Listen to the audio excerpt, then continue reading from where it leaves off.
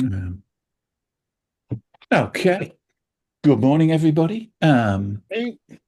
So we are on I can't remember what number it is, 20, I think. Yeah, number 20. Let me share the Well, screen. four in you confuse them by saying 20 I because they have. think I haven't been to the other 19.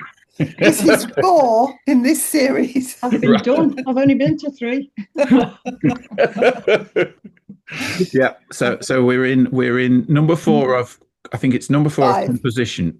Yeah, Was it? Yeah, yeah, that's right. yeah. So let's have a look. Because the handout had So it's let's edit photos composition, and it's number four, which is depth and perspective today.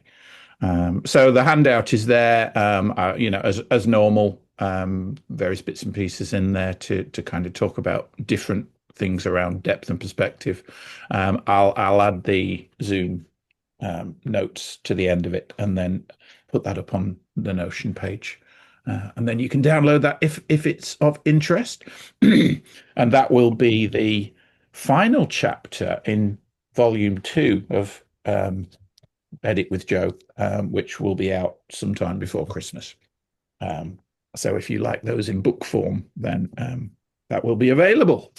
I have a little request for everybody because I have a very talented group of photographers in front of me.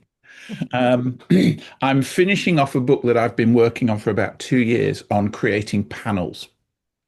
And I know a lot of you have done panels of one sort or another, maybe for an L or an A or an F, or just panels, because I mean, there's so many reasons to do panels. I'm looking for some examples of panels that I could just include in the book to talk around various different subjects and topics around creating panels and stuff like that. So if anybody would be willing to share one of their panels or a few of their panels, if you could send me, an image of the panel, probably if you could size it to 2000 pixels wide edge, that will be enough for the kind of, representation in the book. And obviously I'd credit you, in the book and all the rest of it. So if anybody would like their panel featuring in the book, and would be willing to share, then send me an image of it, and I would love to get some. David. What are the royalties, Joe? Yeah, that's right. Yeah. Well, I mean, I'll invite you to my private island when I buy it on the back of the royalties, Mike. Oh, private islands. Very much. Yeah, we don't talk about those. How many square yards? Super. Oh, How many pictures in a panel?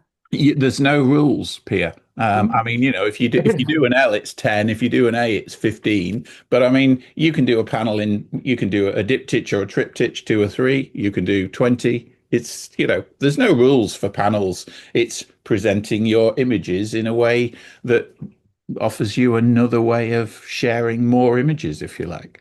I guess my question was, how many pictures do you want for your presentation? Oh, I see. Well, I mean, the book's going to be about 350 pages. So there's plenty of room to scatter kind of a good number of panels through that. So yeah, and I mean, look, if I can't get them all in, then I can't. But yeah, more the merrier. So whatever you've got. And there's a couple of failed L panels. Yeah, and that would be great. And look, I mean, if there's a panel that you kind of tried and it didn't work, or you weren't very happy with, that would also be good, because send me some notes about why it didn't work or what you weren't happy with or whatever. Because again, the book will go into kind of what makes a good panel, but also, if we do a section on that would be good as well. Yeah. So great. Yeah. I have a question, Joe, because I've done a lot of panels for a course by Paul Sanders, but he had to do a panel every month, but they are 3,000 on the long side. Is that a problem? Or do I have to resize them? If you've got, I mean, if you don't want to do the resizing, I can resize them. So okay. Yeah, more than 2,000 pixels is fine. Yeah. And I mean, I don't know, it might just be worth checking with Paul to make sure he's happy. I don't want to get into trouble, but yeah. Super. They are my images, They're not your his. images. Right. Well, then that's it then, Anne. Yeah. Super. Right. Right. Well, that's my little ask over. I am sharing, aren't I? So that you can see the images. Let's have a look and see what everybody sent in today. I'll just close that panel down. So these are the raws. These are the raw files. I love that dot. And then Mike sent in a little sequence, but I don't think they're in sequence. They're all scattered around. We'll put The first one is that one. Yeah, we'll put them into sequence later on. Yeah, no worries. So I'm just flick through and just show you what everybody sent in, because there's no way we'll edit all these today. But there's a nice series of very different images. I think I've got the whole lot here, haven't I, rather than just the raws. And I don't really want to see the edited ones. Yeah, let me just show you the raws. There we are. Okay. Oh.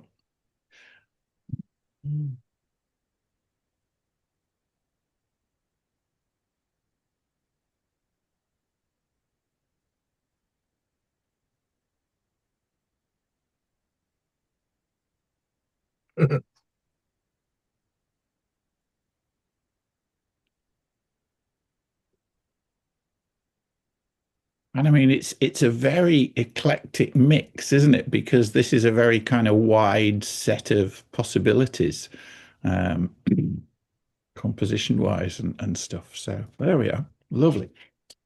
So L brings us back, and well, I mean, let's start with a nice easy one for me, just to show people who maybe haven't played with Transform for a little while. That's definitely something that I'm probably going to be looking at here. So D for develop, and come over here. I have my transform right at the top, because if I'm going to do a transform, it's generally one of the first things I do in the workflow. So normally transform comes down here somewhere, doesn't it? If you want to move it to the top, you can come to any of these title bars on the right-hand side in develop, and just kind of click and just right click. Yeah. And you bring up this customize develop panel option.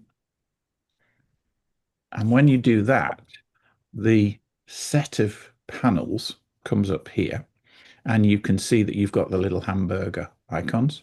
So if you wanted to move transform, you could just grab the little hamburger and put it down wherever. Okay. And then now if I click on save, it will say this will only take effect when I restarted Lightroom, and it throws you out of Lightroom and restarts Lightroom. So I'm not going to do that now. Okay. But that's how you move the order of the panels up or no.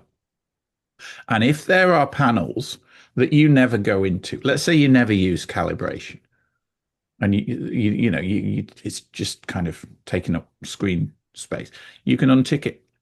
Okay. So now, once I've pressed save now, calibration disappears. Okay. So now, if you lose something important, that's very often what's happened. The number of calls I've had from people panicking, saying, "Oh, I've lost, whatever it is," and right click, customize develop. Oh, yeah, you unticked it by mistake. And you can also lose panels in like the import dialog, and you can lose panels in the library modules the same kind of way. So always try that right click trick. The guided option is the one I almost always use, and whether you click on guided or whether you click in this little area here with the hash lines, that's the same thing. Okay, you can try auto, and it's made a fairly good job there. I mean, we look at the building on the left. I think it's probably done a good job there, but we've still got a bit of keystoning on the right. So auto is generally fairly good, but it doesn't normally get it quite right. You can try vertical. Okay, now that's, I think, done probably a better job of getting all the things completely vertical. Okay, and then there's full, and there's level, and there's off. Okay, so but I like the control. So I generally go with guided. And then what I tend to do is I draw a line down somewhere on the left-hand side of the image. Okay. And then another line on one of the verticals on the right-hand side of the image. And you don't have to be right on the vertical as long as your line is vertical. So sometimes, you know, you might put the cursor just to the left of the building there. And as long as you follow down the building and kind of just keep it, you know, in line with what the building should be. So that second line, when you release the mouse now, it will pop into place. Okay.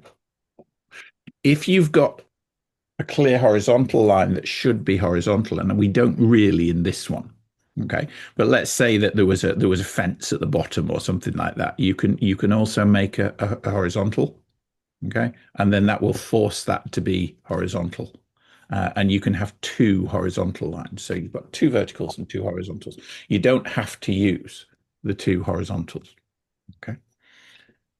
So obviously now we've got to just say okay, and that's the okay button there, and then half a crop, and obviously you've got to get rid of the other bits. Okay, so we want our skyscrapers. So let me open this up. We'll pull that down. Make sure. One thing you can't do in Lightroom is you can't tell it to fill in these triangles. Okay. Now in Photoshop, you could tell it to do a, what do you call it? Content aware fill. But Lightroom at the moment doesn't let you do that. So, so just be aware of that. So there we are. So that gives us our starting point, doesn't it? For this. And then, you know, carry on editing as normal. With skyscrapers like this, clarity is a really good tool. So I would in this image, I would probably try and separate the sky from the rest of the image, because I don't really want to clarify the sky, because that's going to, like, you know, punch it up and stuff. So come into basic, do a sky mask. And that'll probably give you quite a good. Yeah, that's pretty good, isn't it? Now look, we have got a building there that it's included in the mask, probably because there's a lot of blue being reflected onto that building. So again, as always, check your masks, okay? Because that's a bad mask that we need to take that out. So we need to subtract, and I would subtract with an object. Yeah, and then you can just draw maybe a square around that area there. Boom. And it's just remove that from the mask. So we've got a pretty good sky mask. Now, is there some in there? Let's have a look. Go to white on black. So that 3 dots down here, and then white on black. So anything that's white is the sky mask. So see, we've got lovely, we can see the sky through the top of that building. That's fine. Everything's nice and sharp. But this building here has got a bit of masking. See this white and this white here? This shouldn't actually be in the mask if we just want the sky. So again, we might subtract using objects and just say, take that completely out. Yeah. And you can be generous with the framing of the object. Yeah, because you're using the object detector. Okay. If you use that square option, then you know it's gonna say, oh yeah, you know, I'm gonna select that object within the square. Boom, gone. Okay. Yeah. So you know, this is something to just remember, to be very, very picky with your masks, because otherwise it just, you know, and again even there, you know, we might just say just don't include that, right? That was too big a thing for it to pull that building there, but let's just pull that out. Right, so now we've got a much better mask of our sky, and you start with the good one. You know, you start by building up a really good mask, and that's why I very often take the time with this first mask and really get it absolutely right. Okay, so the sky, so that's the sky now. And now if I flip and if I duplicate and invert that mask to everything else, I've got a really, really clean buildings mask, foreground mask, because I've worked the sky one really, really hard. Okay. Joe, Yeah. to the left of the street light, There's a little bit there. Is that little haze there? Yeah, you're right. was it? Yeah, no, I missed that bit. So yeah, you'd need to, there's still a little bit of haloing, isn't there? So we'd probably, if this was going to be for a competition or whatever, I'd probably go in and spend a minute or two tidying those up. Yeah, good catch. Okay. So now I'm in the foreground. Let's come back to color overlay so that we can see what we're dealing with. Yeah, so I can do whatever I like with that foreground now. You see, and it gives me the foreground. Okay. I could apply my clarity now just to the foreground, but then it's going to clarify everything, and I don't know that I want everything clarifying. So I might just create a separate mask and do an object selection, but this time rather than the square, I'm just going to use the draw around. So I'm gonna draw around the building here. What happened there? Undo that. Create new mask object. Okay, so draw around the building, and as long as you aren't just on the edges of what it is that you want, okay, like that, it should make a good selection. Okay, so that's a really good selection of just that building. And now you can just apply a change to that building. So watch what happens when I press clarity. Look. Boom, just pops it out. Yeah. So clarity and texture on buildings will just really pop them out. And I'd kind of do the same thing probably on this one, because these two are the big kind of, attractions, aren't they? So again, select object. Let's try the square. Let's try the square selector this time and see whether it'll just pick out our building for us. Boom. Yeah. Absolutely fantastic. So that's that. So there we go. And, if you wanted to, you could bring this up a little bit brighter to kind of match the brightness of that one, perhaps, as well. So we might just pop the highlights a little bit on it and then exposure. And now those two look kind of slightly more similar, because this one was a bit mucky before, wasn't it? Mucky and drab. And then maybe go back to the sky and just see whether we could do a little bit of, playing in the sky. Now, even if we didn't do the sky as a mask, might come into the color mixer and just darken off the blues a little bit. Just kind of give a little bit more punch to that sky. Yeah, if you want to change the blues and make them a bit bluer, you can do that, or desaturate the sky. So and kind of punch the blues and the aquas up a little bit, just to give a little bit more contrast between the background and the foreground, stuff like that. So so there we are. So that's transform. Okay. Is this one that you sent a JPEG in as well? Right. So let's. No, I just sent the raw. You just sent the raw. Okay. Right. So there's nothing to compare with. Joe, do you save the developed photos somewhere? The ones that you played with. This is interesting. I had this conversation with Olive the other day. So if I get a photo that I've edited of my own, I mean, when I bring them all in, I go through, the shoot, and ones that I'm planning that I will think are good enough to go and edit, I give a 1-star to. When I've edited them, I change that to a 2-star. So I'd give this a 2-star, okay, because it's now been edited. Okay. And then if I'm going to use this, because I mean, I don't use all the shots that I've edited, but let's say that I'm going to include these in a book, or I'm going to, include them in a club competition, or I'm going to send it into the RPS or whatever. Okay. Then I need to save them as a finalized image, if you like, because at the moment that finalized image only exists in the Lightroom catalog.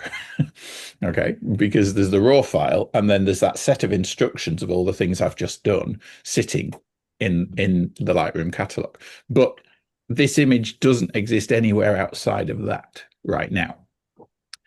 So if I want it to, I need to export. So I just come onto the image, right click, go down to export. Okay. And then I have a folder called print photos, which is under pictures. Okay. And that's where all my exported images go. Now, other people do things differently. I mean, some people will kind of create a JPEG or a TIFF file of that finalized edited image, and they'll save it in the same folder. So one option is just put it in the same folder as the original photos. You know, and that for a lot of people, that makes a lot of sense. Okay, you know, that's where my original photo is. That's where I'm going to keep the edited copies, because now I've got the two together. Okay, I just go with a print photos folder, and then, you know, I'd put this into a new folder. Yeah, called, you know, whatever. If there's one, if that already exists, it will just put the photo into the buildings folder. If the buildings subfolder under print photos doesn't exist, it'll create it and put the image in. You must be careful when you export any image to add that tick, to add to this catalog. It's not ticked by default. And if you export an image to a folder on your hard drive and that isn't ticked, the image is there on your hard drive, but Lightroom won't show it in the catalog. It's kind of like Lightroom doesn't know about it. So I think that's just a little bug that they should fix. That should be automatically ticked. And then you can choose to rename it. Okay, you can choose whether you want it as a JPEG or as a TIFF or as a, you know, an original, in which case it just copies the original. So typically it'd be a JPEG, wouldn't it? And then width and height here. Yeah. So here's where you can decide how big your image is going to be. So, you know, I mean, you know, maybe I'll send that kind of 4,000 pixels wide edge. I don't need to do the height. If I just put the width in, and it'll keep the same ratio. Okay, so whatever the ratio is, I just generally specify my width and whatever. And then I normally, in the post-processing, show in Finder, and that's show in File Explorer on Windows. Okay, and what that does, so when I hit the export now, that will create that buildings subfolder under print photos. It'll export the file, and then Finder will pop up in a second. There it is. And there's the photo. We can see it's a 4,000 by 3,672 pixel image. Joe? Yeah. I was told on Thursday by Really? You were told on Thursday? Yeah. By someone else. By someone. Yeah. To keep resize to fit unchecked, and then you've got all your pixels then. If you don't resize, it'll export to the same image size as your original image. Okay. But, you know, your original image, it might be 7,360 pixels or whatever your camera captures on the sensor. Yeah. A lot of my exporting I will do to put into, say, a book or a publication or whatever. So I'm thinking very often, okay, that's going to be an A4 wide page. You know, it's maybe 6 printed inches wide at 300 dots per inch. That gives me 1,800 pixels that I need the width of this image. Okay. Right. So I'm generally resizing to a specific size because I know what it's going to be used for. But if you're just exporting it to keep, you don't have to resize it, and then it'll just export at the resolution of the original image. Right. Okay. So that, you know, it's good advice unless you've got a specific reason to resize. Okay. Yeah. Okay. Joe, my question was actually more around in the context of this course, do you save the ones that you've been played during the presentation somewhere so we can have a look at how it would compare to our own modifications? Oh, I see. Well, I mean, they're all in the folders. But Yeah. they're in your Lightroom. Yes, they're in my library, but I haven't exported them back out. Yeah. No, I mean, I think, yeah. Now that's so if we went back to say, here's the top of Let's Edit Photos. So we've got 600 images in there. Okay. If I do G for grid, here's all the images that we've had to play with. Some are mine, some are yours. Okay. Now, one of the things you can do in the library filter up here. Yeah. And if you don't see that library filter in the library module, it's the / key that opens it, or you can go view, show filter bar. Okay. So under here, one of the options is edited images. Yeah. So I suppose what I could do is I could go to attribute, and then is it this one? Which I haven't used this filter before, but I know it's here. Original photos, that's virtual copies. What's that one? That's videos. They're edits. Okay, there we are. So all these images have got some edit done to them, if you like. Okay. So I could select those images now and export those to a folder. And, you know, that would be the edited images. But I mean, I suppose because of the recording and stuff, what we normally do is, assume that if you're going to want to go and do that again, you'll watch the recording and kind of follow through. Yeah. So, okay. Let's go back to our, where are we? That one, isn't it? Yeah. Shut Temby down. Had a busy week this week. Did four talks this week. So, depth and perspective. Well, the next one's very much a perspective and depth shot, isn't it? Don't know whose this one is, but D for develop.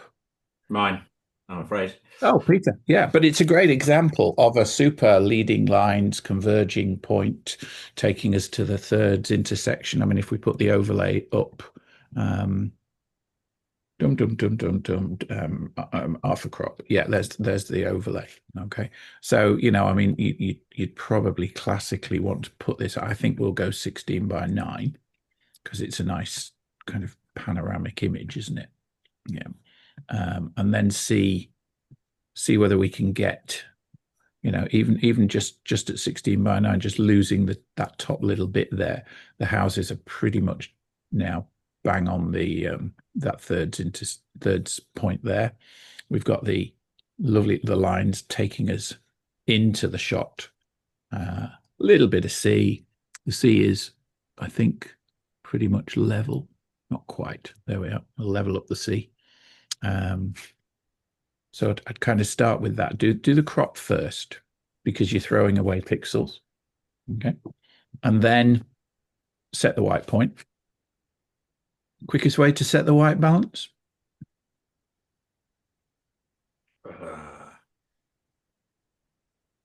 Isn't it shift and... Yeah, shift and double click on the whites. Boom. Okay. So that's the easiest way, just shift and double click. If you want to do it the visual way, you can just do it this way. Okay. Until you start to see that little highlight on the box up there. Or the kind of better visual way is you hold the Option or the Alt key down. So hold the Option or the Alt key down. And now as you drag the white, it starts all black. And anything that is blown out white starts to appear on the black. Okay. And then you just pull back. And that's the white point. Okay, so there's 3 different ways there of setting the white point. And you can also set the black point the same way. The black point doesn't actually probably need setting. Look, the histogram runs pretty much into the black, but no harm, just shift and double click. Yeah, it's pulled it back just a fraction. Okay, so just those 2 changes completely change the look of that image from something very gray and dull and kind of, boring to kind of much more punchy. I think I'd changed the setting to give me some underexposure for something and not changed it back. Yeah, maybe. Yeah. Yeah. Yeah. And we all do that. Yeah. But you didn't want to blow out the sky, did you? That's right. Yeah, you were shooting to the right, but not very, very right. Yeah. I did a talk earlier on in the week. I think I've done it to the RPS called kind of, how to shoot better photos and rescue the ones that didn't work. And this is one of those, isn't it? It's kind of like, didn't get that quite right in camera. Thank goodness for RAW. Yeah. It's a very form shot, this as well, isn't it? So I mean, I would perhaps wonder about black and white because it's a timeless shot. There's nothing saying this is today. It could be a century ago kind of thing as well. So that's nice. But as an example of really good kind of leading lines in composition, you've used a good depth of field. What are you at here? F11, F8, F11 probably. Let's have a look. Oh, F9. Okay. Right. Yeah. So pretty much everything's in focus all the way through. The horizon's probably a little bit blurred, but you've got good depth all the way through here, which is lovely. Yeah. So that's good. And then you would, play around now, maybe get a bit more out of the sky. What would we do? I'd probably try and make a little bit more of the steps. If we were going black and white, I'd kind of paint in some light on these steps, maybe. Whether we could have a little play with linear gradients and see what we could do with here. No, linear gradients would be difficult. Probably just do it with a brush, just do it with a soft brush. So big feather, pull the flow down to maybe 60 or whatever. Density, we can leave at 100. Flow is how much gets put down at any one point. Okay, so I'm just going to kind of draw a line in there, and then I'm going to bring the brush size down a bit. I'm going to draw a line a bit further. Okay, there we are. Okay, so and then down a bit further, so I can just take it down to the end. And just run like that. And if you do that, now you can just play a little bit with that, and it just kind of creates a more subtle leading line. Very much probably going to use clarity, because look what clarity does to that. It's just lovely. It brings out the blacks and the whites and the detail of the stone and stuff like that. And if you pop the texture on those steps, then these ones are less kind of gritty now, which take the eye to the clarity more, and stuff like that. So again, this is subtle use of moving the viewer's attention in the frame, and then the line is taking us down to here, and then maybe just paint that effect. You see, paint that effect on the houses. It just punched those houses up a little bit now, and stuff like that. So that's nice. And then probably just a sky mask, just to see whether we could get a bit more out of the sky with maybe a bit of dehaze. Yeah. There's lots to play with in the sky. So we can either go for the end of the world, or we can go for something a little less worrying. For that. But and given that we've gone to black and white, you might also then want to just pop into black and white and punch the blues down. But is this a JPEG or is this no? It's a RAW, isn't it? Yeah, but yeah. Okay. Well, it's quite a hazy day, so the blues are coming through clouds, so it's not going to work. If those clouds were white on a blue background sky, then pulling the blues down would give you that red filter effect. Yeah, something like that. So what did you do with it, Peter? Did you give us your... Yeah, I did, yeah. Have a look. Similar. Oh, not too bad. Yeah, great minds and all that. Yeah. Well, there we go. Right, so you've made more of the sky. I did, yeah. I think it's gone a bit crunchy. It probably has, I'm afraid. You've got to be careful with the sky, because skies break up very easily if you just overdo it. So maybe just come back into that sky mask and just run texture and clarity back a little bit to the left, and that'll soften the clouds off again. Because really, the clouds want to stay soft. This is where you want the detail. Yeah, sure. Just to set the two off, and be bold. Be bold with your tones in a black and white. Mine's gone. My blacks have gone a bit blacker. I would probably punch even up even the whites a little bit more, just to give the black and white that that pull, that punch, and that impact. Always want to avoid grey. But it was a grey day, wasn't it? It was. It's Greystone, it's a grey beach, it's a grey day, so it's difficult to get away from grey on this one, isn't it?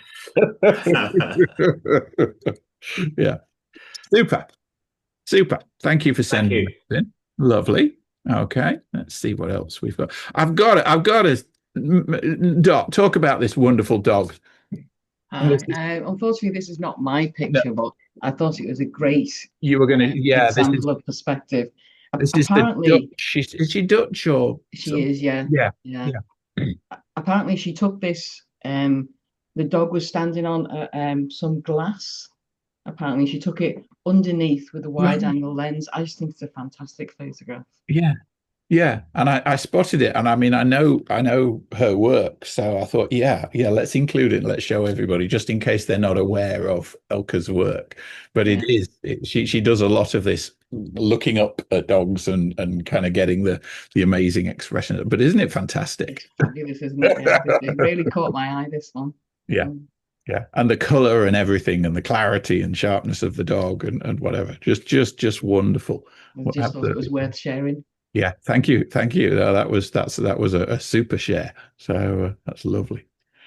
What else have we got?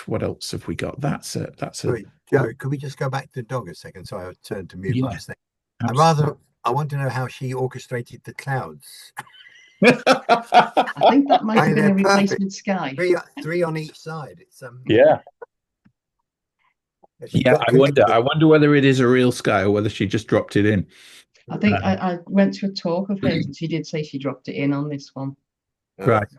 Well, she's done it very well then, because I mean, if you look at that dog is beautifully masked, every little whisker and hair and stuff. There's no haloing around the dog. That's a really good sky mask conversion. But yeah, it's super, isn't it? Yeah. Yeah. Wonderful. If it's too good to be true, it probably is. Yeah. Although there's an Irish photographer who lives out near the Skelligs, which are those very pointy islands that you sometimes see in shots from the west of Ireland, and he spent like several years living on that coast, waiting for the sun to set between the two Skelligs. And he finally got the perfect image, and everybody said, "Oh, that's photoshopped." And he was most put out. He was most that everybody was saying it was photoshopped. So, yeah. Who is that, Joe? I'm trying to remember, Steve. I will when I do. I will tell you. Skelligs.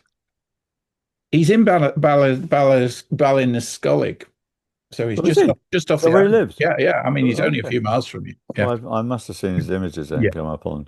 Yeah. He's got a shop, I think, in Ballinascollig. Oh, is it Peter Cox? No, it's the other one. Okay. But he does lovely big coffee table books, limited edition coffee table books stuff. Yeah.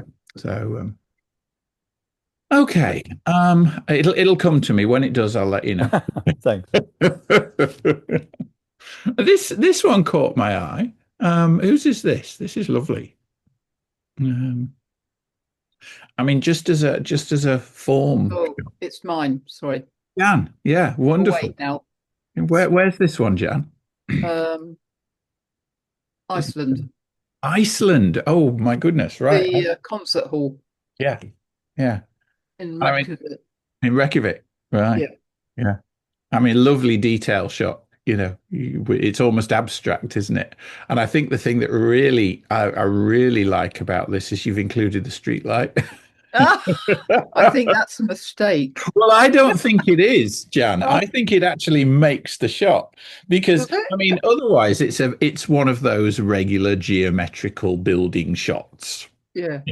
And then you've got this round street light kind of sitting there, which breaks all the rules for the rest of it. And I think that's lovely. I think it's a lovely little counterpoint. And it's the reason that I kind of picked the image to kind of bring up, because I thought that was an intentional thing. But right. No, serendipity is wonderful. Yeah. And I went to a concert there, which was amazing. Yeah, even better. Yeah, brilliant. Yeah. But I mean, just wonderful geometric forms and line and shape and color. It's just fabulous, isn't it? So it works on all kinds of levels. This is an abstract image. Thank you. Architectural image. It's you know, it works in so many different ways. So yeah, well done. It's lovely. Mistake. Yes, thank you. Would that we could all make mistakes that good, Jan. Yeah. Oh well, yeah. I mean, I wouldn't edit it. Wouldn't you? I haven't edited it. No, actually. I don't think there's anything to edit. This is one of those shots that just works out of the camera. Oh wow. You know, I've cut that little street light off on the left. Doesn't matter. Don't you dare. No. It looks like a half smiley face. Yeah. But I love that. I mean, you. that little, I don't know what that is in the top there. That I might just lose that. Just make that black. Bit go. Yeah. It is part of the building. See. It is part of the building, but it just catches my eye a little bit. Yeah, you know, you look at it and say, what's that? You know, is it a bit of muck, or is it kind of? But everything else, I mean, it's fascinating. And I mean, you just follow around the lines and the squares and things, and then there's this really weird kind of line here, and it's like Escher, isn't it? My mind's trying to get around it. Just like breaking my head. So and if an image can break your head, it's doing well. Right. Thank you. So yeah, I think that's great. Absolutely. Super. Thank you. All right. So yeah, so I'm not going to edit it, but I just think it's super, okay. super I haven't edited it. No. But I will look at that little blob. Yeah. Not the street light. I'll leave that in. Just take it out. Yeah. Somewhere I've always wanted to go. I presume, is this the Grand Canyon? No, it's Canyonlands, which is similar in the same sort of area, but not actually the Grand. Yeah. It's just wonderful, isn't it? What would we do with this? I mean, again, it's a lovely image straight out of camera. Dehaze is going to give you a little bit more punch back if you want it. And you'll always get more out of a long image across, a lot of area, because there is always water in the sky, even in a dry kind of deserty place like this. So dehaze is going to give you punch. Now that might completely kill the atmosphere, though. David might be wincing and saying, God, he's going to do that dehaze again. Yeah. And actually it was a hazy day, and that's exactly how it should look, Well, the part of the reason I sent it in was that my initial inclination, of course, was to declay, to dehaze, because one wants to see the detail right to the back, and you can see some mountains beyond the mountains once you've dehazed. Right, yeah, just here. But on the other hand, as you have said, maybe there is a perspective that comes from more mist rather than less mist, and I wanted to see what you wanted to do with it, really. Yeah. Yeah.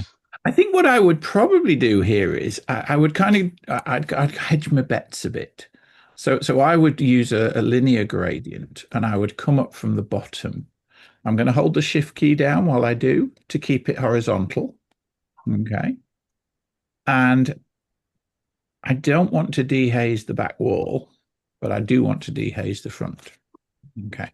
So there we are. And if I can feather that off a bit more, so that the feather really, starts here and kind of just goes up to there.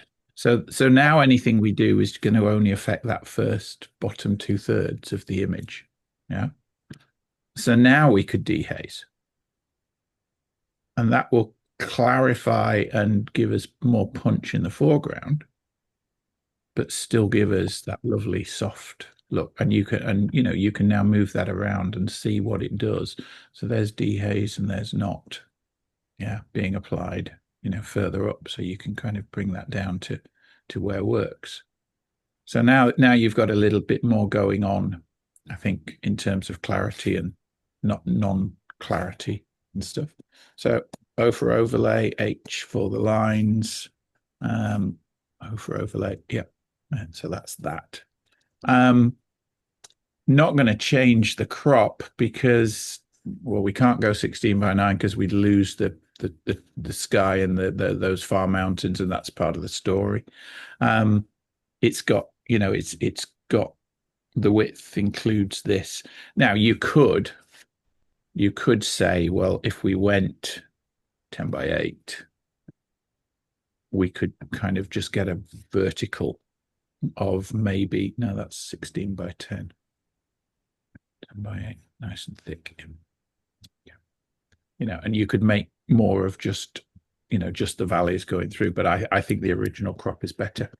I think it was right in camera, if you like. So yeah, wouldn't actually change the crop at all there. But I have to say, I argue with myself as to whether or not I got the horizontals right, but of course the mountains might not be horizontal. Well, that's right. They're undulating, aren't they? Yeah, absolutely. So and there's nothing to say what should be vertical and what shouldn't. So then really it's just, where do you want the eye to go, isn't it?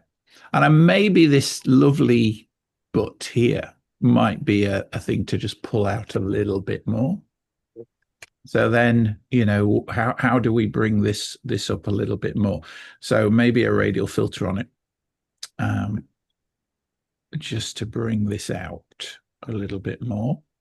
H gives us the lines, and I'm gonna feather right into just that bit of it there. And let's see what we can do with it. So we could just give it a little bit more, maybe white, just a tad. Yeah. And certainly texture. You see what texture does? See the difference? It's just bringing up. And if I zoom in a bit more, hold the shift key down to move around. So let's try that texture. So you see, it just brings it out. And that's just going to guide the eye to it because it's the sharpest thing in the midground now. Yeah. If you do clarity, you're going to darken the darks, and so a little bit of clarity would just give some of the blacks a bit more black. That's fine. Something like that. So now let's see. So before and after that mask, before and after. Just a little bit more punch. Yeah. And I think that brings the eye perhaps to that a little bit more than it would have done before. We've got this line taking the eye up there. We've got that line taking the eye in there. And, this is now the sharpest thing in the shot. So we're unconsciously being led to that. Now, you could also maybe, if you really wanted to kind of start getting really fancy, you could just do a very soft brush and just maybe run a brush around this line here. And just raise that up just a fraction, just something like that. So again, you kind of don't want to know that it's been done, but if you just did that, you see, it's just now it's another line taking us towards the butt, isn't it? Stuff like that. So again, Joe, sorry, on that mound, could you use an object mouse there? I just wonder if that would go around it precisely. I was just thinking when you were drawing the radial gradient and then you started to increase exposure or whatever. Okay, so it was kind of grabbing some of the background as well. Yeah. So that would give us the mound better. And then we'd need to just add a little bit in here. Yeah. So, we could add with another, with same brush. Yeah. So just brush the rest of it. Yeah, because you're right, Steve. It grabbed a little bit of the background. So that would, you could kind of just clarify that mound specifically now. And then you could just run that against, the clarity and the and everything. Yeah, that was a good call. Yeah, I thought it wasn't detailed enough, from the background. But yes, you're right. It grabbed most of it. So that would have been a good thing. I don't know. Certainly, it's a better way of grabbing the object. I still like the radial filter because it feathers. But did that feather actually affect the view? And even if it did brighten the background a little bit, does it look like it was done? If it's visible, then you're right. It just goes to show how many different ways there are. There's so many different ways. That's right, and there's so many different tools to use. That's right. So that's it. And I mean, I don't know. It would work just as well, if not better, in black and white. And now it becomes an Ansel Adams. Yeah, I went to Yosemite on the same trip. You're right. Yeah. But I mean, look at that. The brights and the darks and everything, and the shapes are coming out more, aren't they? In that shot of the black and white. So that's rather lovely. Yeah. But again, I mean, you're all getting too good. There's very little editing to be done on a lot of these shots. They're already super, as soon as they come in, which is wonderful. Did you send me a processed one as well? I did, yes. It won't look terribly different from the original. I have to say, I did dehaze the background, and that's why I said, and there's more detail visible there. But I didn't think of doing that. Yeah, I didn't. Yes, and I got rid of some of the sky, but yes, I didn't think of doing the butt. That was that's a phrase I don't want to use too often. But anyway, thank you for doing that. That's right. Indeed, yes. I think it's BUTTE, isn't it? Yes, absolutely. I think, yeah. So yeah, but super. That's great. All right, L for lights out or lights on again. G for grid, and then we'll come back just to the raw files. Super. How are we doing? You know what time it is? It's mince pie time. Oh, because there's no scones in the house, but there are mince pies, and it's Christmas. So let me pause. Let's find the pause button. For the what? For the unwanted? Yeah. So well, there's a possibility there. Might be a little talk on what you can get out of one of those things. We'll see. Well, as I say, I'll report back. Maybe I'll rope Olive in as well. Okay, let me share my screen again.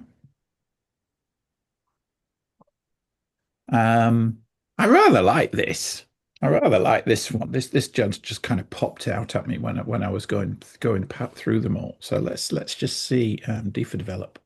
It's kind of very graphic, isn't it? What do we do here?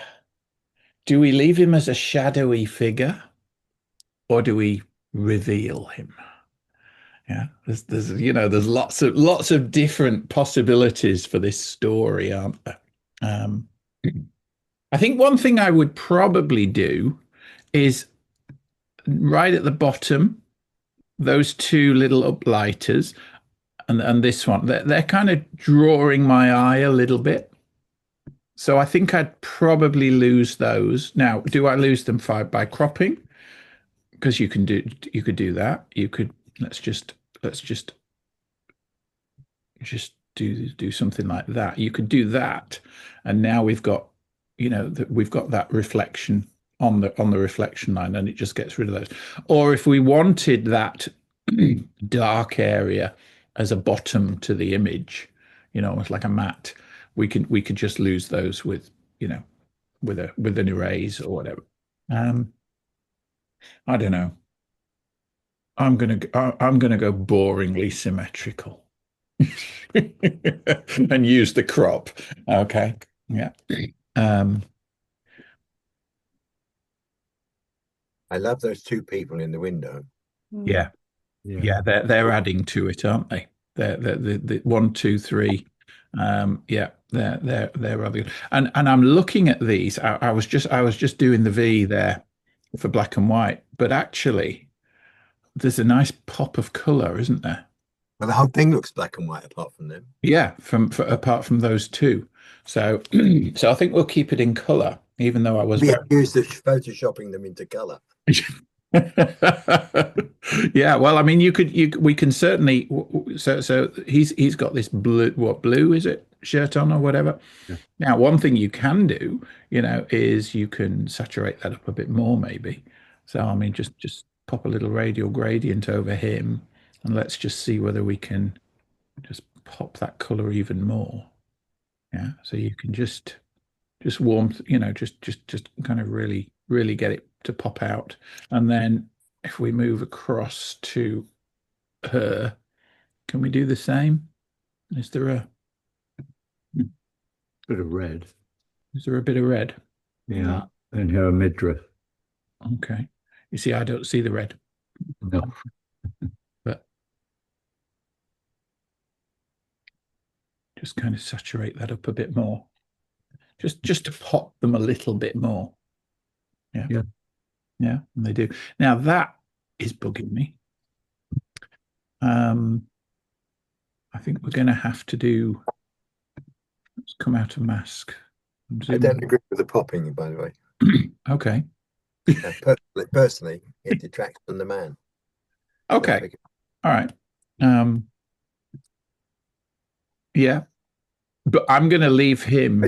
I'm going to leave him in shadow. I'm not going to bring him out, because I think that's the mystery is part of the story there. Yeah, I mean, maybe you could say those are now, detracting from him, possibly.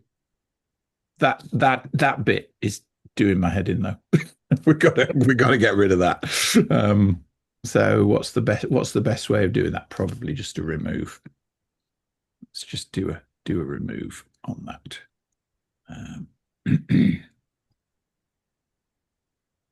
That bit there as well. Okay, let's just see whether we can.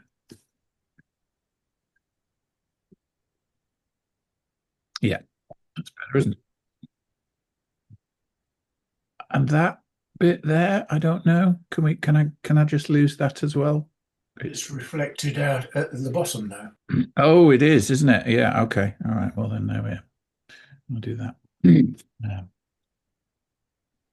Bum bum bum. What does anybody else think about the one on the edge that looks like a computer or something? This one. It's not a person, is it? It's not. Mel, if you want it gone, it's gone. I asked what everyone else thought.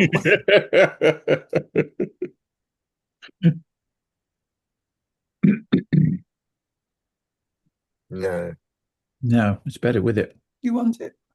Yeah, it gives the leading line in. Yeah, doesn't it? The three of them, I think, something like that. Yeah. Might just punch the whites up a little bit on the image as a whole. I think let's just remove, isn't it? Yeah. I mean, maybe just let's just see. Just raise the whites a bit and pull the blacks down a tad. don't know. No, too much, and we lose the detail on the frontage, don't we? It's just a really, really interesting story. Just make that big, LL. We've done very little. We've just done tiny little changes. You didn't go to straighten at all? No, I don't think No. it needs it, does it? You didn't. That didn't worry you that they were slightly off? What are slightly off? They're not, but it's They're not not. straight. They're not straight there. And if I straighten those, these That will goes be wrong. Yeah. these will be off because they're on a kind of fishbone, aren't they? Yeah. But the surface isn't flat, is it? The reflective surface. That's right. It's obviously not quite kind of straight, is it? I mean, in cropping, you could perhaps just adjust it to get the top one straight and ignore the bottom. But if you put in a digital straightener, it'll mess it up, as you said. Yeah. Yeah. I mean, if we, what have I done there? Boom, boom, boom. I went to grid. Press down. Where is it? Where's he gone? Top right. Top right. Oh, there he is. Yeah. Thank you. Yeah. So if we go over crop, just rotate slightly. Let's just come back in then. Well, if I rotate that one right, that one's going to be wrong. Now, what we could do is just rotate the frame. Yeah, but that's still going to. So we make the. You see, that makes the bottom wrong when the top's right. The bottom's reflection. It doesn't matter. Okay. Or what we could do is we could use the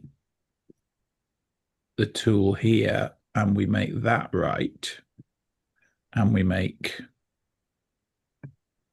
that right, and that kind of brings those both in. But you see, then we lose that gap at the top, which I think added. I don't think it. I mean, to me, it doesn't really matter that the lines are off. I think that kind of just being off adds a little bit of dynamic to the image for me. I don't know. And this big dark empty space. Again, I love it. I just love it. I think it's a really powerful image. This. Yeah, I think this. I personally would still take those two figures back to what they were originally. I think they're a bit too poppy. Yeah. Personally. Yeah. Sorry, I keep pointing at it, thinking everyone can see. the figure in the middle is what, even though he's not 2/3, it doesn't matter. He's absolutely spot on. Him. Yeah. He's wonderful, isn't he? Yeah, he absolutely is. So if we went back into the history, it was the remove spots, was it? No, it wasn't. Yeah. So we could go back and put those in, but then you'd have to kind of redo the rest of the history. Yeah. Yeah. Okay. Yeah. But that's it. You see, there's so many different ways of looking at an image, aren't there? And seeing what works and what doesn't. Joe, just talking about that for a minute, can you not go back to the history and remove one item? No, you can't. You have to go. Okay. No, if I come back and I want to get rid of that saturation adjustment, which I think was her. Okay. Yeah. I don't think. No, I can't. You see, you can't just take that one line out. Okay. And I don't know why that is, because you should be able to, shouldn't you? Because it's it is just one change, if you like. But no, if you create a snapshot, it creates everything up to that point.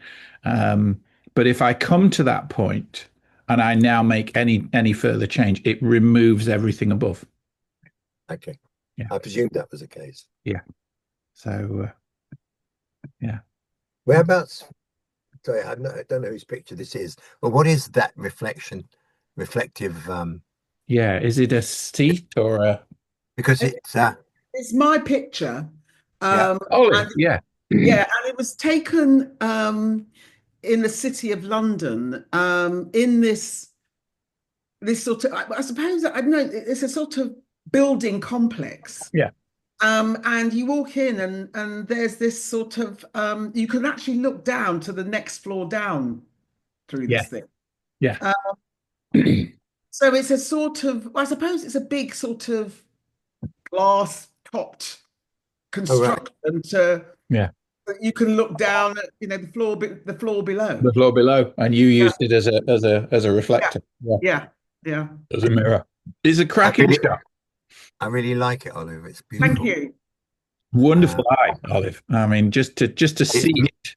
Yeah. Minimal net change. Do you know, it's funny, when I edited it, I went the other way and Well, let's see what you did. Let's see what you did. Well, you haven't got it. Oh no, Olive! What I can do is I'll upload what I did do. Because it's completely different. What I did was brightened it all up. Did you bring the man out? Did you? I brought everything out. And so what you have is, it's just interesting to see this as a completely different image. And it just makes you realize that editing, because you've got a Coke tin and you've got all sorts. Oh, look. Yeah. These things come out of the wall now, don't they? When you brighten everything up. Yeah. Yeah. Look at that. And the shadows and stuff. And if we amplify that whole. Yeah. Yeah. That's interesting. No. They're all lined up. Yeah. There's all that lined up. Yeah. Which kind of works as well. I don't think it's as powerful though. I think the minimal one is far more mystery storytelling than the brighter one. Yeah. But I mean, it's interesting. It is, isn't it? Doing it that way, because I would never have thought of doing it that way. No. Could you flip it into black and white for a moment? What, like that? That's interesting. Oh yeah, it only works in the original for me. Yeah, but that's, you know, again, it's different. It's bringing out different things, isn't it? Now it's a completely different story now. You know, now we're looking at him. Yeah. Kind of wondering about him. They're much more obvious now, aren't they? Now we've got this intrusion at the bottom and the top that we didn't see before, that kind of pattern that was just black before, and all this was black, wasn't it? So there's a lot more busyness now in the image. Yeah. And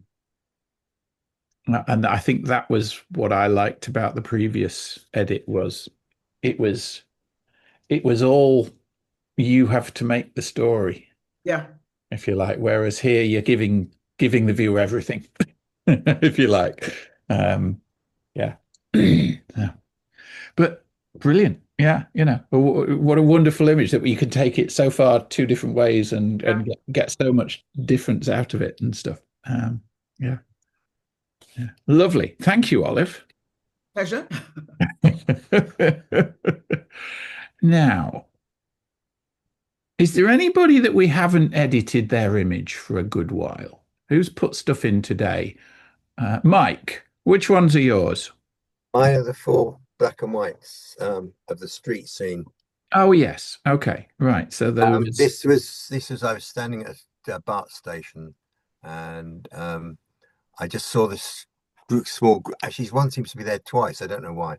But this small group of people with the curve, and I just loved it. Brilliant, bright light.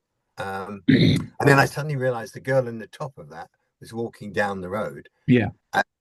I'd seen this other girl get out of her car, and suddenly realized they were meeting. Right. Beautiful expression of love and joy at seeing each other. Yeah. And one that's missing is where they actually hugged. It's not as good. The best two I like were the two you've got here on the left. Yeah. But then the end of the story was they're getting in the car and the other 2 people are walking up the road, and that was just the 4 shots I took. And it was all taken on FP4 and scanned. Right. So is this kind of recent, or is this years ago? 22. Oh right. Okay. So you're shooting film kind of now. This is not always. Yeah. Yeah. In fact, I've just disposed of my monochrome because I'm going to go back to purely film and scan it when I need to. Right, right, fantastic. It's the fact that they keep replacing the digital cameras, and Yeah. I prefer to stick with the same thing. To stick with the same thing, yeah. I've just had my old Olympus just been refurbished. Right, wonderful. Yeah, I've got an old OM2 upstairs that I need to put some film in next year and play with again. Yeah, wonderful. Yeah, This is taken on an F6. Right. I mean, from an editing perspective, there's very little I would do with these. I mean, okay, if you wanted to, you could kind of sort the verticals out and stuff like that. But I think if we start editing these in digital and do all the normal kind of clarity and contrasty and stuff, we'll kill them because they've got that beautiful film look. All I did was, especially with the central one, which is I took it in a bit. These are the originals, not the. No, I kept the format vertical. Yeah. And just trimmed in the awkward bits on the right. I took that building out. Yeah. On the right, it's annoying, and straightened up with the tilt thing, the building on the left. Okay. So yeah, if we crop that one out, and I think the woman at the bottom out, as I recall. Yeah. She's not. Yeah.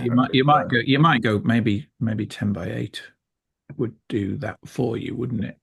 So Mandy, then we lose the sky then, don't we? So let's open it up. Let's put the sky back in just so that you've got that detail. And then we rotate to the column. So something like that. And I think it's not shown in this because you can't see it, but the two girls sort of got a bit quicker in their motion as they sort of got closer. Yeah. I just loved it. Yeah, wonderful little story. The shots, yeah. But she hasn't even got to close the door of the car. She's so no, look, yeah. Yes, there we are. Yeah. Yeah, it's lovely. It's absolutely lovely. And yeah, the joy, the expression on the face is just lovely, isn't it? Yeah. Wonderful. I don't tend to as you may have guessed, produce my or supposed to produce picture. I try to keep it as close as I can in the camera. I've got an old Nikon scanner which I use. I mean, one of the things, with your kind of shooting, I don't know whether you use Nik, and I mean, I'm not going to do my normal texture kind of crazy thing with structure here, but one of the things that Nik has, Nik Silver Effects. Oh, right, okay. So this is Nik's black and white editor. But one of the things in Nik, and I think I've is that NIK. Yeah, there we are. It's in the top left-hand corner there, Nik NIK Silver Effects. Okay. They've got lots and lots of different film,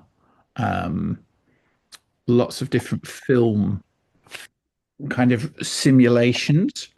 Now I'm just trying to find them because I don't normally use them, and they've moved everything in version 8. It's like going into Lidl and they've moved the beans. Let's have a look. You buy things on the way that you weren't going to buy. Yeah, that's right. But thing is, if I'm scanning, I already have the film effect. You have, yes, you have, yeah. So here we are. Look, different kind of grain that you would get from, different types of film, and as you apply each one of these, so you see there, that's the Kodak HIE. Watch the road.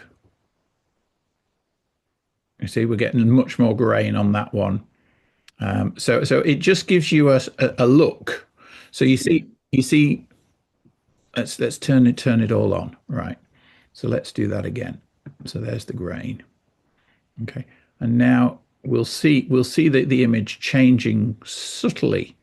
You see that one particularly there, the Kodak HIE filter. It's bringing in a lot of that kind of original grainy look. The Rolei is getting, there's a bit more tonality in the road and stuff. So there's quite a lot of different options in there that you could apply, which would give you slightly different film stock looks if you wanted to. My son, one of my sons raves about his Fuji that does this in camera. Yeah. All the Fujis, I mean, their little recipes in camera are just beautiful. Absolutely beautiful. So, but yeah, so that's fun. The film grain stuff. But there is actually a film stock. It's not just the grain. Somewhere in here. And as I say, they've moved everything, so I don't know where it is now, or whether I've even got everything turned on. There are some other options for film. So I just thought to show you that anyway. I'll close it without saving. I'll look at it. Thank you. Yeah, that's fine. G for grid. Lovely jubbly. What? Talk to me about this car. Who sent this in? Yeah, it's me, David. Wonderful. Oh, yes. What a beautiful car. It's not mine. No. The reason, if you go to the next image, that one, right? Early one morning last year, in the middle of July, about 6:30, I went out to go and photograph the mist on the water meadows, and I had the camera around my neck, turned around and saw this. So I put my finger on the button quite a few, and just left it on the button, and just sort of, and it was at 125th at about f8 or something like that. Yeah. And you don't see many of those around because it's a very early Porsche. Is it? It is a Porsche, is it? Right. Yeah. Wow. Yeah, it is. It's one of the very early ones, I believe. And obviously got some lovely leading lines, but they're sort of round the back. And really, I wondered what to do with it, which but then as you see, as it got closer, it was moving somewhat out of focus. Yes. Or, motion. Is that focus or is it motion blur? It's probably I'd like to say it was, but the reality is that it was actually out of focus, I think. Let's how to improve it. Let's drop it into Topaz. Let's see what Topaz will do. And I haven't updated Topaz for a few weeks, so it'll probably shout at me. But let's see. I must admit, I am seriously considering switching away from Topaz into DxO after their. I'm just not impressed with their current image stuff, and they've gone to this credit model as well. So it's not something I'm particularly happy with, but we'll see. So let's just let it do its thing. So if I turn on autopilot, then that'll make some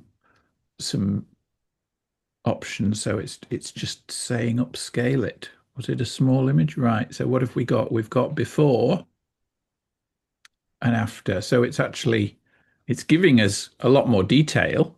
Yeah. But I'm not seeing a whole lot of kind of, more new sharpness and stuff. Now, again, they've changed all the interface. So here we are, choose something else. Okay. So we might try sharpening. Yeah. Let's try sharpening. And you got. But I mean, I want a motion blur. Oh, here we are, lens blur. That lens blur. Let's see. You got motion blur below. Yeah, motion blur. There we are. Yeah. So let's try that.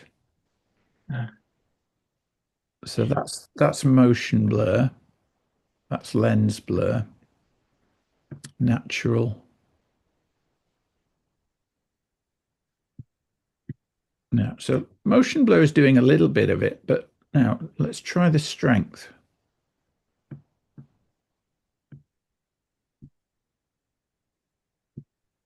So what's that giving us? See quite a lot. Yeah. Now look at the difference. So let's do a before and an after. Before, after. Mickey Mouse now driving the car. Oh my goodness. Look at that. Yeah. Oh my goodness. Isn't that awful? Isn't that, because I mean the car looks quite a bit better. I mean, look at this. Look at the line on the car along the edge there. I mean, it's really sharpening the car up beautifully. Yeah, it's a beautiful car. It is, but as you say, yeah, I mean, it's mangled the front, hasn't it? A little bit, but yes, golly. Recover faces. Yes, let's see whether we can recover the face. Okay, well, that's a bit better. Okay, so now we've got a sharper car and we've recovered the face from all the lines. Okay, so there we go. So yeah, so I mean, it is quite a difference. Yeah, it is. Isn't it? It's got it, and I mean, the front of that car is, relatively speaking, moving quite fast now, isn't it? Yeah. So yeah. So the fact that he's doing about 30 miles an hour. Yes. So 125th of a second, he's moving a fair way. Yeah, that's right. So there we go. So you can include the hair and the neck or not now in the face recognition. That's new. There we go. Okay, and then if I export that back, that drops that back in to our grid. So now we've got before and after. It's better, isn't it? And it's better, isn't it? Yeah. Don't know where my zoom's gone. Rotate, flag, sort view. There used to be a zoom in, or was it X and Y? That's what I want. Yeah, there we are. Right, okay. So compare.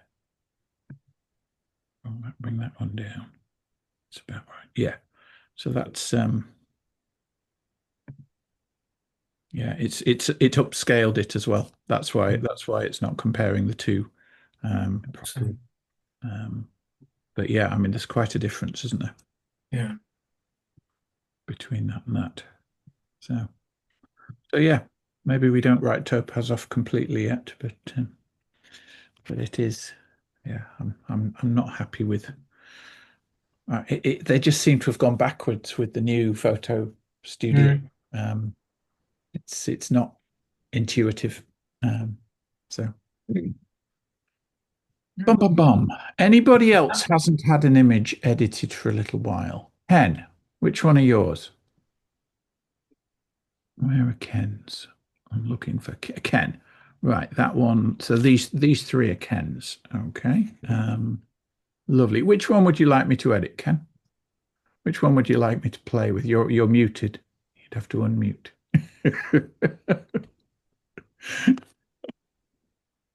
I think the poppy field, actually, because I could never do anything with that. It always looks kind of flat and boring, and it really shouldn't. So you want me to edit a field full of red flowers, do you? Thanks a lot. Yeah.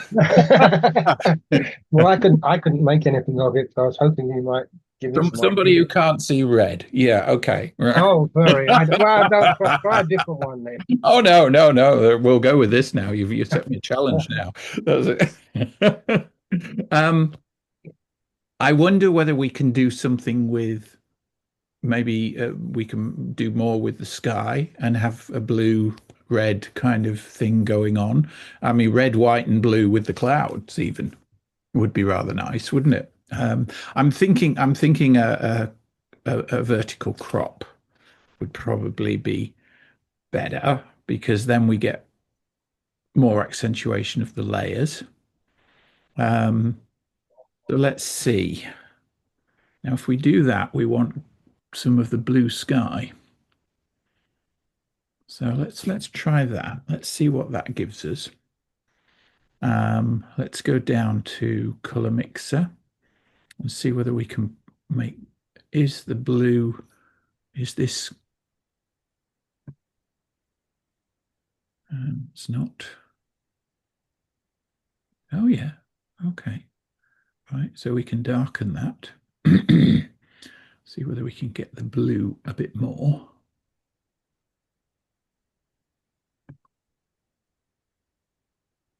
Okay.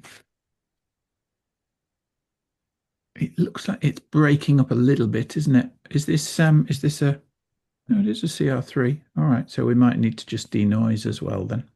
You're just going slightly purple. Is it purple, Steve? Thank you. Yes, it is. Yeah, well, that's fine.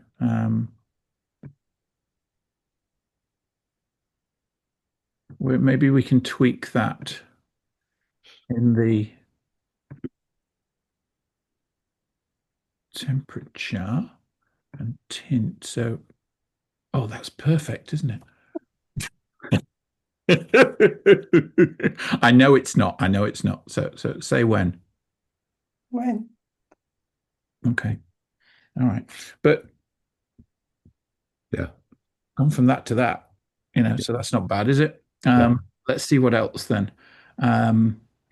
If we did a little bit of dehaze, that gives us even more. Yeah. Okay, so now we're really getting a bit of pop out of those clouds, aren't we? Which is rather lovely. I'm gonna, I'm gonna go easy on the clarity though, but that's made a huge difference. Yes. To the top. I certainly want to lose that awful pole in the middle there. Joe, can you just remind me what the before and after is without using Y you were doing then? It was the / key, Steve. Thank you. So we'll just get rid of that horrible pole. You know what I might even try and do is just get rid of that whole grassy bit. Just replace it with this. We could probably do that with just a clone and just see whether we can. Yeah, look at that. Yeah. So that's cloned. That's cloned the trees rather nicely. So that'll do. Yeah. And then, I mean, in terms of making more of the foreground, linear gradient, maybe up just to cover that area there. And then let's see what we can do with that linear gradient. We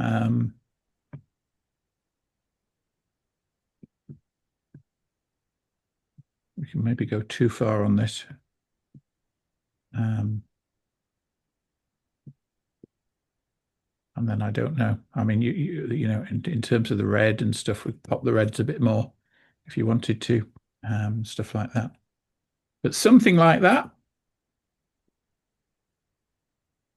Yeah. Ken?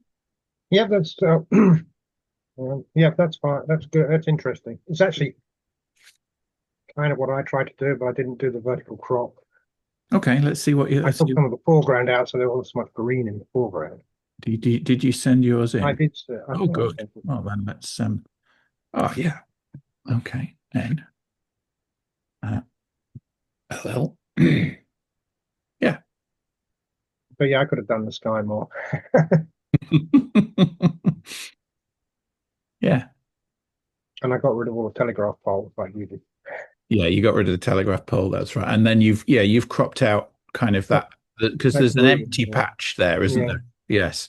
So you've really just focused on where the red is most, which is lovely. Yeah. Yeah. Yeah. And I'm sure that this is just jumping out to you, is it? Because it just looks a kind of muddy color to me, that front. Yeah, that's yeah. So who knows what I'm missing out? Yeah. Missing out when I don't see Ray. Super. Okay. Lovely. Who else hasn't had any processing? What about Leslie? She sent in some. Leslie, yes, you sent. Yes, I sent in some. Hold on, let me find I don't know where they are. Have a look. I think they were towards the bottom. Yeah, Dot David Crick. Yeah, there's that one. There's one of an arcade where your arrow's on. That one, yeah. The, So that one. and that one what as well. That's Olive. Sorry, the one of the bridge going over the water and loads of trees. That one. Those two. Yeah, they're yours, are they? Lovely. Yeah. Okay. Will we do the arcade? I think the arcade is definitely one we should do. First thing I would do, I mean, it's a little underexposed, I think. But what you've done is you've shot to protect the highlights, and even though the highlights go all the way up to the end there, I think we can just push the exposure a little bit without blowing any of the highlights. It'll give us a little bit more main light. So that's the first thing I'd do. We can fix the verticals. So let's just do the transform. And we'll take a vertical. So that should be one of them. And then I'm just doing them by free by eye here. There's the second one. Boom. Okay. So now we're straight on. And you see the floor. If we want that floor, we can use the line there on the floor and say, well, if we wanted that to be straight as well, you know, kind of, then that sorts the tweak out there. So now they're straight on and the floor.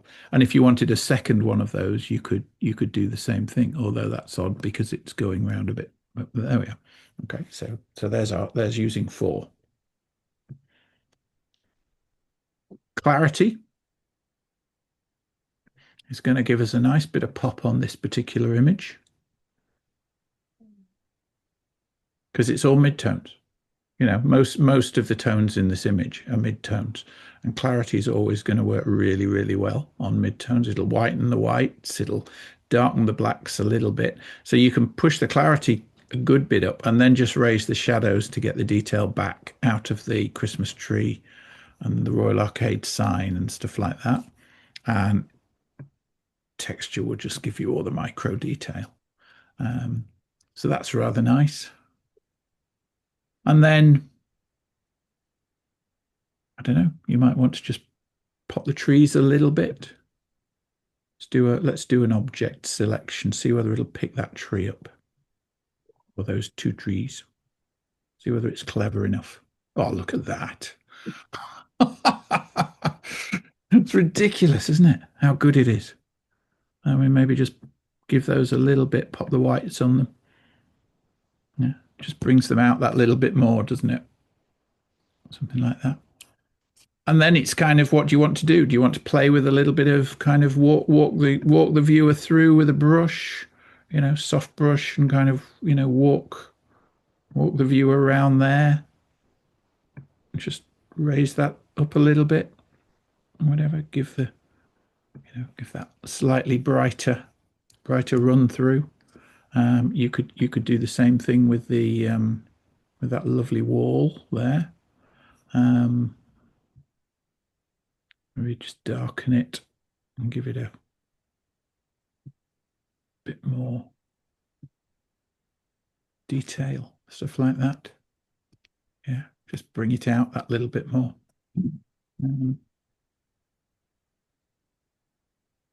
Yes, I think that's really nice, actually, Joe, what you've done, because I think the eye is drawn too much towards those signs above the various shops, isn't it? And by highlighting the first floor, I think that's the eye obviously is drawn a lot more there.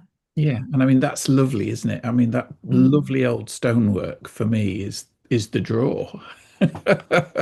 So I mean we've got the Royal Arcade, and kind of almost those trees take you up.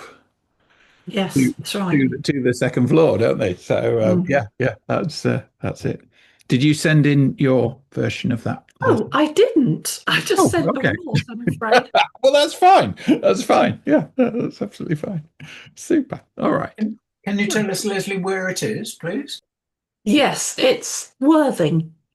It's Victorian, that arcade, and I just saw it and I thought it was just so unusual. Yeah. Lovely. Yeah, it is. It's lovely. Yeah. So super. Okay, Chief Grid. Whose is this one? Oh, that's another of Olive's. Yes. Yeah. Yeah. Well, let's see whether there's somebody we haven't done, because we've done one of yours already, haven't we, Olive? We've done Ken's, we've done Olive's. Oh, that's Chris. Chris. He's not here, but okay. Well, Chris has put in. He's gone to Surrey with his pictures as well. Right. Okay. So here's Chris's 3. Mel, pick one of Chris's for me to edit. Can't think what it is. Promenade thing into the sea. Into this one. Yeah, top one. Yeah. Sorry. Lynmouth. What's it called? Pier. Lynmouth. Right. Okay. All right. First thing is we need to sort the horizon out, because it's wonky. So again, just take a line along the sea, get it absolutely straight. Boom. So we're sorted there. Okay. There's nothing exciting in the sky, and we can lose a little bit of the foreground. So I'm going to go 16 by 9 because it's nice panoramic crop. And that allows me to maybe use that line at the bottom there down into that corner. It's a bit tight though, isn't it? It's a bit tight. Let's just raise it up a little bit. There we are. And I mean, then we can play with the thirds line and maybe put the sea on the thirds line, which might work. I'm not sure that I'm getting a whole lot from the hotel. And if I bring this in, we can use our rule of thirds as well, and now have the tower on that thirds intersection point. So that now maybe works a little bit better. Looking something like that. Okay, and everything, and by sacrificing those other bits, what we're left with is bigger. Okay, so we've actually got quite a nice, we've got that line going kind of down to there. We've got this line coming into the corner. We've straightened things up. We've got the tower. Again, I want to make more of the sky. So let's do the same thing that we did before with the sky. See what we can get out of it. So hue, not so much, but definitely the luminance, the sky. Yeah, the blue luminance, maybe a bit of the aqua. Aqua's not making any difference, but the blue is, isn't it? And let's try a general dehaze on it as well. That'll give us a bit of pop.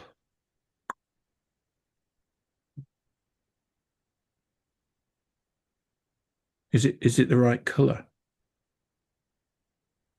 Yeah. Okay. So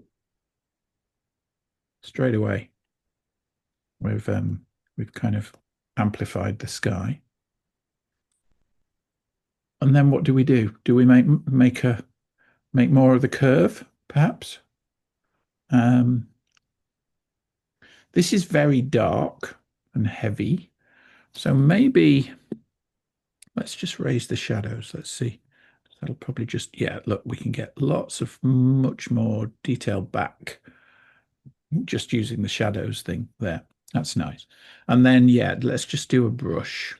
Now let's do a brush, but this time with the brush, I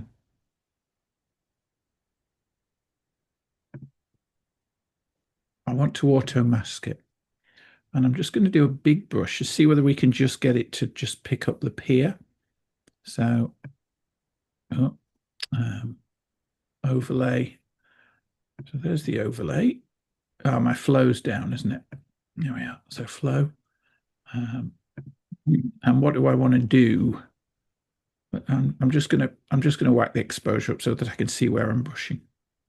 Okay, so if I did that, is it grabbing the edges quite well? Quite well.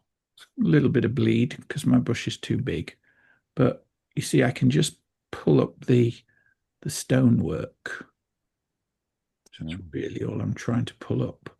Yeah, and then if I want to just hold the Option or the Alt key down and get my minus brush, then I can just take out the stuff I didn't want, including the brush a bit smaller. Just come in here and over there. Okay, and now let's put that exposure back where it should be. and see what we want to do. It's probably clarity. Clarity gives me a nice punch on that stone. We didn't have before, after. Yeah, it's maybe a little bit overdone, but it's kind of getting well. Now, if it's too overdone, now I've made those changes, all those different changes to texture and clarity and dehaze and all the rest of it, come all the way back to the top and just back the whole thing off a bit. Yeah, and that just backs off the whole recipe in one go, one slider. Yeah. This is a very underutilized tool, this top slider. So anything that you've done to any of the sliders in this gray area down here, okay, this will increase that effect as a whole recipe or decrease it. Wow. Yeah. Forgotten that. You've been through that before, but yeah. Just brought it to top of mind again. Thank you. Joe, could I just ask you, when you did the steps on Peter's shot, you used a linear gradient first to draw you in, and then used the brush after it. So I just wondered why the difference? What was the thinking? That's all. I just hadn't used that brush technique with the for a little while, so I was just pulling a different, just a different tool out of the toolbox. Okay. That was it. I'd be looking around at the corners and the sides now, and just, if I was kind of going to pop this into a competition or whatever, is there anything that's bugging me? Is there anything that's annoying me? Half a boat down here, I might just try and lose. So I might just, for instance, just tell that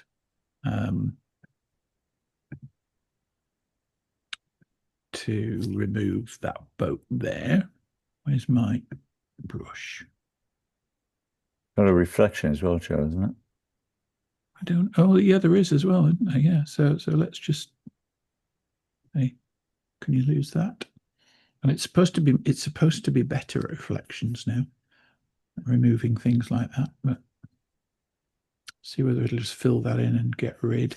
So you've got three options. One, press the H key to get rid of the lines. 2, 3. 1, 2, 3. I think 3, because that leaves us the reflection of the other boat, doesn't it? Which is nice. Yeah. So that just cleans up that little bit there. Lamp post on the extreme left. Yeah. I wondered about that. It's not quite straight, is it?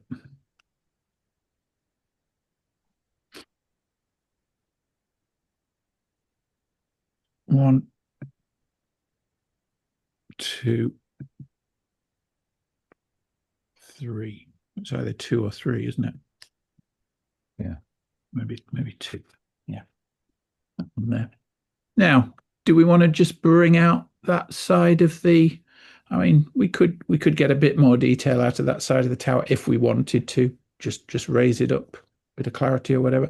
But I think it's all right, isn't it? So yeah, that would probably be it, I think, for that one. Anybody else do anything different to this? Yeah, can I just ask you, when you were talking about doing the side there, how would you do that?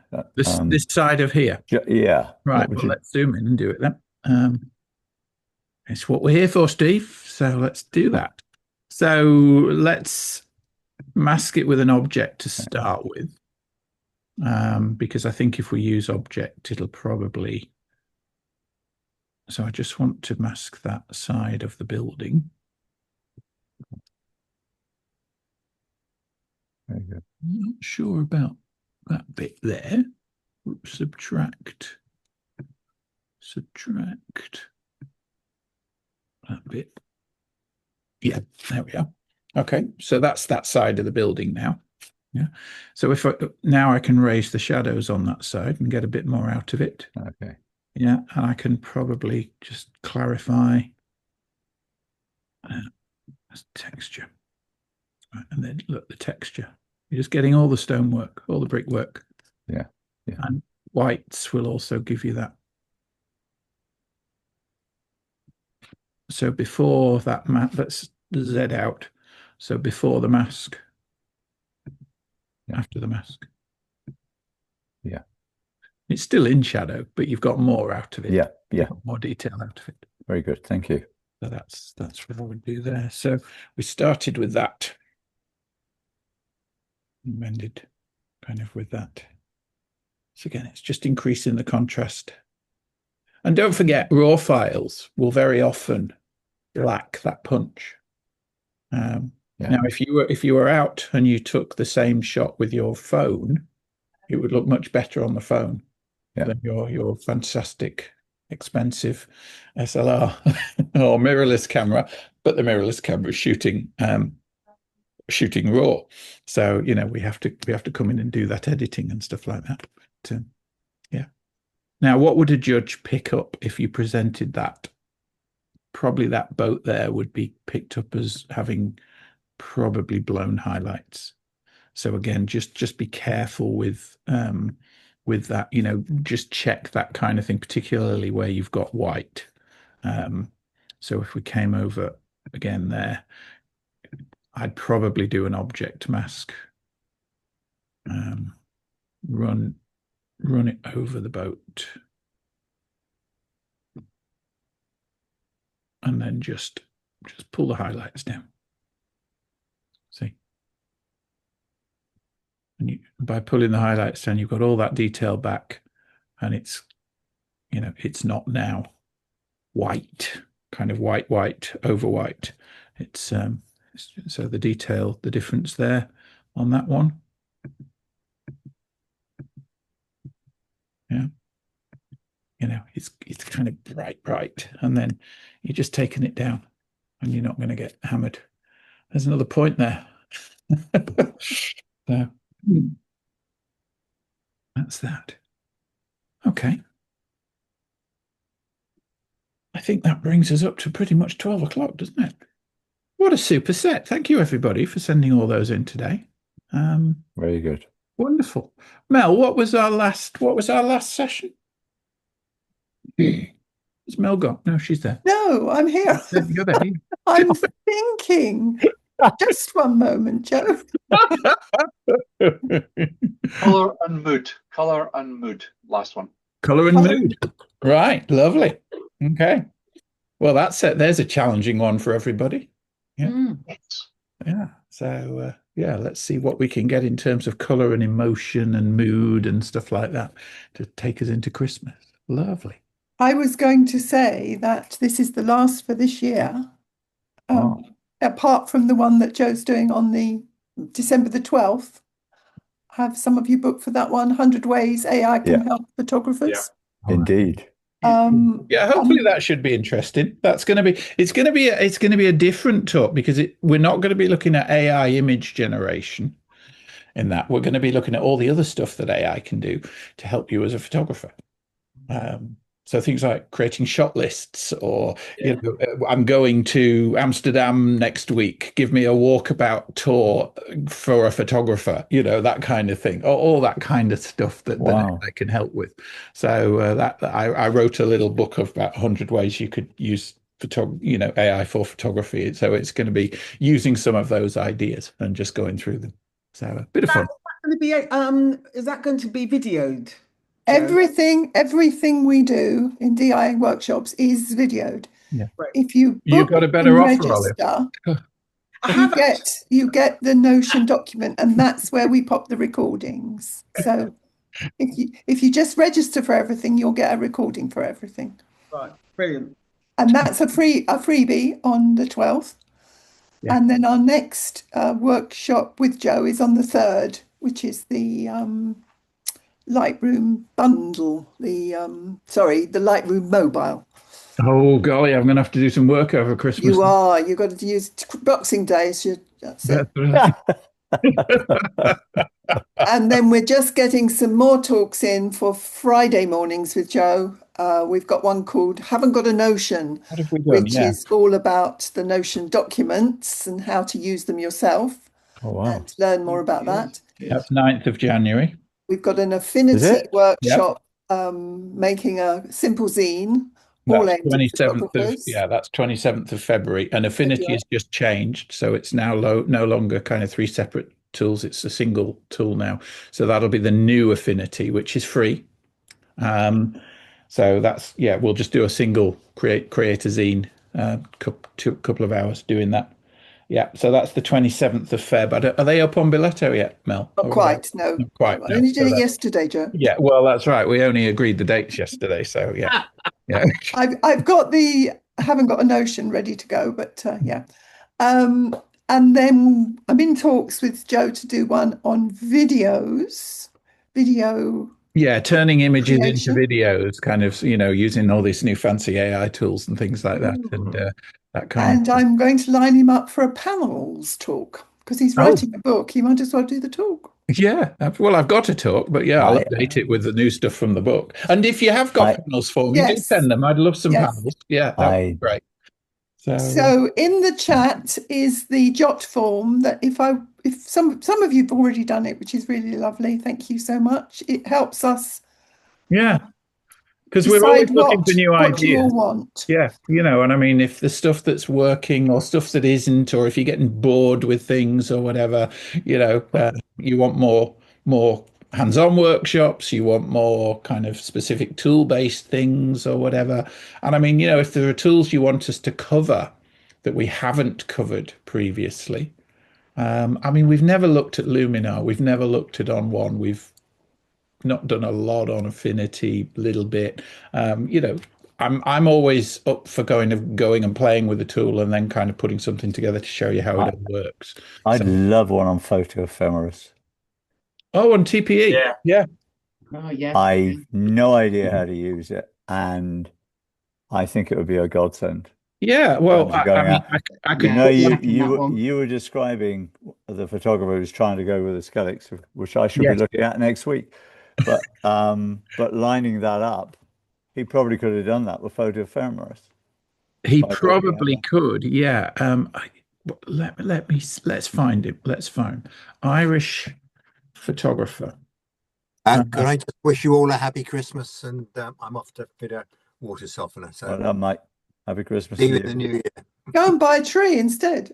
You've got Irish. Yeah, Irish Bye, photographer. Mike. It's Norman McCluskey. All right. Okay. There we are. That was his shot. Okay. Yeah. And that's a real shot. That's not a photoshopped image, and he spent years trying to get that. So Norman McCluskey is your man, Stephen. Okay. He's local. Yeah, great.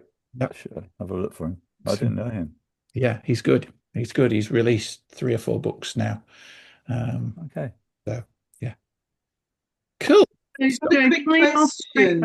I've been a bit late to the Let's Edit, and this is my first session or the first course that I'm doing. Okay. Is there any chance to get the older ones, the previous ones? Yeah, if you talk to me, write to me, dig workshops. Okay. I can ask the questions. Talk to Melanie. Yeah, that's right. Mel, those dates you talked about, will you put something up with them all together so we can? Yeah, they'll definitely be in the Pulse that comes out once a month. Do you get that, Steve? I think so. Yeah, probably. You think so? You only think. Well, you know me, Mel. I do know you. I'll probably have to ask you anyway, but there you go. Yes, I do keep putting them out, but okay. If I just get your telephone number, I'll just telephone you.